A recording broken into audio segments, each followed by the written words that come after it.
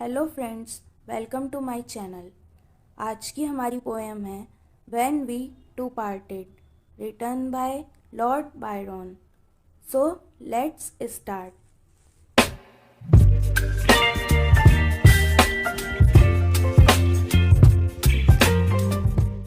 तो पोएम को समझने से पहले पोइट के बारे में और पोएम के बारे में कुछ इम्पोर्टेंट पॉइंट्स जान लेते हैं। लॉर्ड बायरन का बर्थ 22 जनवरी 1788 में हुआ था और इनकी डेथ 19 अप्रैल 1824 में हो गई थी। इनका real name George Gordon Byron था। इन्होंने अपनी एजुकेशन ट्रिनिटी कॉलेज कैम्ब्रिज से की थी। यह एक English poet, peer and politician थे। इनके फेमस वर्क हैं Don Juan, Childe Harold's pilgrimage and Hebrew melodies. ये एक शॉर्ट लिरिकल पोएम है जो कि 1816 में लिखी गई है। ये एक 32 लाइन्स की पोएम है जिसको 4 ऑक्टेव्स में बांटा गया है। इसके हर ऑक्टेव की राइमिंग स्कीम है ए बी सी डी और इस पोएम की थीम है लव एंड पेन। इस पोएम में पोइट अपने प्यार और उस प्यार में मिले दर्द के बारे में हमें बताते हैं। तो चलिए स्टार्ट करते हैं हमारी poem when we two parted की line by line explanation. When we two parted, जब हम दोनों एक दूसरे से अलग हुए, मतलब जब हमारा ब्रेकअप हुआ।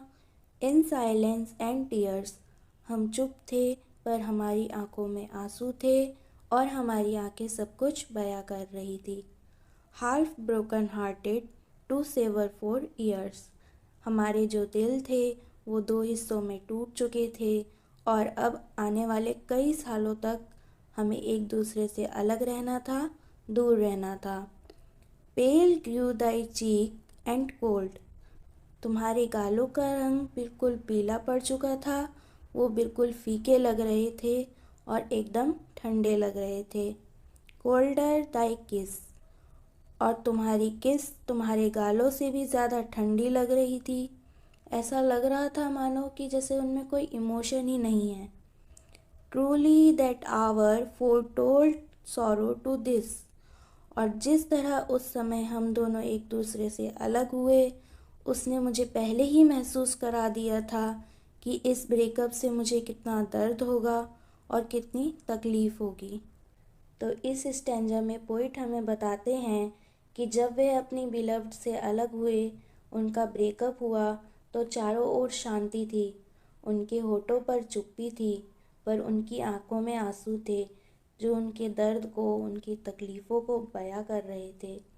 और ब्रेकअप के कारण उनके दिल टूट चुके थे क्योंकि अब उन्हें आने वाले कई सालों तक एक दूसरे से अलग रहना था, दूर रहना था। उनकी बिलव्ड के गाल बिल्कुल फीके लग रहे थे और उनका रंग उड़ा हुआ सा लग रहा था। उनकी किस में भी अब वो पहले सी बात नहीं लग रही थी। उनकी किस भी बिल्कुल ठंडी पड़ चुकी थी और उनमें कोई भी इमोशन महसूस नहीं हो रहा था। ब्रेकअप के उस समय ने पोइट को पहले से ही ये एहसास करा दिया था कि इस ब्रेकअप के बाद उन्हें कितना दर्द होगा और कितनी तकलीफ़ होगी। The due of the morning संग चिल ऑन माई ब्रो, सुबह की ओस मेरे आईब्रोज पर बिल्कुल ठंडी लग रही थी। It felt like the warning of what I feel now, और वह मुझे एक चेतावनी लग रही थी कि मैं अब आने वाले समय में कैसा महसूस करूँगा। यानी कि जैसा अकेलापन मैं आज महसूस कर रहा हूँ, वैसा ही अकेलापन मुझे आने वाले समयों में भी महसूस होगा। डाइवोर्स आर ऑल ब्रोकन, हमने एक दूसरे से जो भी वादे किए थे वो सब अब टूट चुके हैं। And light is Dai fame, और तुम्हारी जो प्रसिद्धि है वो बहुत हल्की पड़ चुकी है। यानी कि अब सब तुम्हारे बारे में बातें करते हैं। I hear thy name spoken and share in its shame, जब मैं लोगों के मुँह से तुम्हारा नाम सुनता हूँ तो मुझे भी शर्म आ जाती है, मैं भी एम्बैरेस हो जाता हूँ क्योंकि मैं तुमसे प्यार करता हूँ। इस स्टैंजा में पोइट हमें बताते हैं कि जब वो एक ठंडी सुबह में अपने घर के बाहर बैठे हुए होते हैं तो ओस की बूंदें उनकी आईब्रोज पर पड़ती हैं, जो उन्हें चेतावनी देती हुई सी लगती हैं कि जैसा अकेलापन, जैसा दर्द वो आज महसूस कर रहे हैं, उन्हें वो अब आने वाले कई सालों तक महसूस करेंगे। पोइट और उनकी बिलव्ड ने एक दूसरे से जो वादे किए थे, वो सारे वादे भी अब टूट चुके थे। वो जब लोगों के मुंह से अपनी बिलव्ड का नाम सुनते हैं, लोगों को अपनी बिलव्ड के बारे में बातें करते सुनते हैं, तो उनको भी शर्म आ जाती है, उनको भी एम्बैरेसमेंट महसूस होती है, क्योंकि वो उनसे प्यार करते हैं। दे नेम दी बिफोर मी, लोग मेरे सामने तुम्हारा नाम लेते हैं। A knell to my ear, यहाँ पर नेल का मतलब होता है एक फ्यूनरल बेल, यानी कि किसी के मौत पर बजाए जाने वाली घंटी। पोइट कहते हैं कि तुम्हारा नाम मेरे कानों में उस नेल की आवाज़ की तरह लगता है। A shudder comes over me, why were thou so dear, यहाँ पर वर और दाउ एक ओल्ड इंग्लिश वर्ड हैं जिनका मीनिंग होता है वर एंड यू। पोइट कहते हैं कि मैं ये सोचकर कांप उठता हूँ कि मैंने तुमसे इतना प्यार क्यों किया, क्यों मैं तुम्हें इतना पसंद करता था। They know not I knew thee, who knew thee too well, वो लोग जो मेरे सामने तुम्हारे बारे में बातें करते हैं, वो ये नहीं जानते कि मैं तुम्हें जानता हूँ, और सिर्फ जानता ही नहीं हूँ बल्कि बहुत अच्छे से जानता हूँ। लॉन्ग लॉन्ग शेल आई रू दी, टू डीपली टू टेल, बहुत लंबे समय तक मुझे इस बात का अफसोस रहेगा और इतना ज़्यादा पछतावा रहेगा कि मैं तुम्हें बता भी नहीं सकता। इस स्टैंजा में पोइट कहते हैं कि लोग जब मेरे सामने तुम्हारा नाम लेते हैं तो मुझे तुम्हारा नाम एक नैल की आवाज़ जैसा लगता है, और मैं ये सोचकर कांप उठता हूँ कि मैंने तुमसे प्यार क्यों किया। तुमसे प्यार करना मुझे मेरी सबसे बड़ी गलती लगती है।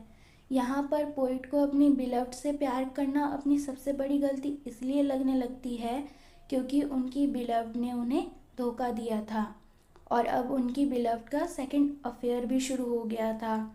लोग उनकी बिलव्ड के बारे में तरह तरह की बातें करने लगे थे। वो लोग जो पोइट के सामने उनकी बिलव्ड के बारे में बातें करते थे, वो ये नहीं जानते थे कि पोइट भी उसको जानते हैं, और सिर्फ जानते ही नहीं हैं बल्कि बहुत अच्छे से जानते हैं। और अब पोइट इतने ज़्यादा दुखी हैं कि वो लंबे समय तक इस बात का अफसोस करेंगे कि उन्होंने क्यों अपनी बिलव्ड से इतना प्यार किया था। In secret we met, in silence I grieve, हमारी जो मुलाकात थी वो एक राज था, कोई हमारे बारे में नहीं जानता था, इसीलिए मैं अब दुखी भी अकेले में ही होता हूँ। That thy heart could forget, यहाँ पर दाई एक ओल्ड इंग्लिश वर्ड है जिसका मीनिंग है यू या योर। तुम्हारा दिल मुझे भूल गया है। दाई स्पिरिट डिसाइड, और तुम्हारी आत्मा ने मुझे धोखा दिया है। If I should meet thee after long years, how should I greet thee. इन लाइन्स में पोएट खुद ही अपने आप से क्वेश्चंस पूछते हैं कि अगर मैं आने वाले कई सालों बाद तुमसे मिलूँगा तो मैं तुम्हें कैसे ग्रीट करूँगा। और नेक्स्ट लास्ट लाइन में पोएट खुद ही अपने क्वेश्चन का आंसर देते हुए बोलते हैं विथ साइलेंस एंड टीयर्स, चुप्पी के साथ, खामोशी के साथ और आँखों में आंसुओं के साथ। पोएम के इस लास्ट स्टैंजा में पोइट हमें बताते हैं कि उनकी मुलाकात एक राज थी जिसके बारे में कोई नहीं जानता था, इसीलिए वो अब अकेले में ही दुखी होते हैं और लोगों को अपने दुख के बारे में जानने नहीं देते।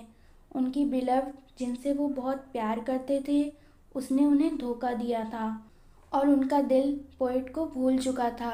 इसीलिए पोइट दुखी होकर खुद से सवाल करते हैं कि कई साल बाद जब वो अपनी बिलव्ड से मिलेंगे तो वो उन्हें कैसे ग्रीट करेंगे, और फिर खुद ही अपने सवालों का जवाब देते हुए बोलते हैं कि एक खामोशी के साथ और आँखों में आंसुओं के साथ। और इसी के साथ ख़त्म होती है हमारी ये poem when we two parted.